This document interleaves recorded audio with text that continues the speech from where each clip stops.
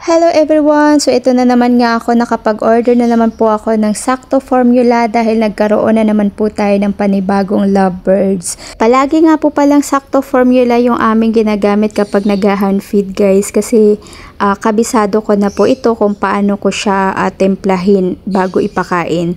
Ito na nga po pala yung lovebird na nakuha ko sa pugad guys. Medyo may kalakihan na po siya kaya alam kong mahihirapan akong mag-hand feed nito. Pero dahil kahit papano ay may experience naman po tayo dito sa pag-hand feed, so sigurado naman akong hindi natin magugutom yung aking alaga. Nagkanaw na nga rin po pala ako ng konting sakto formula at sinubukan ko na rin po kung mainit pa nga ba bago ito ipakain dito sa ating alagang lovebird. Sinisigurado ko po kasi talaga guys na hindi na mainit bago ko po ito isusubo.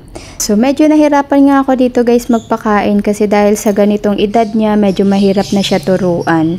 Pero hindi tayo susuko kasi alam nyo naman na mahilig talaga ako mag-alaga ng lovebird at mahilig ako mag-hand feed.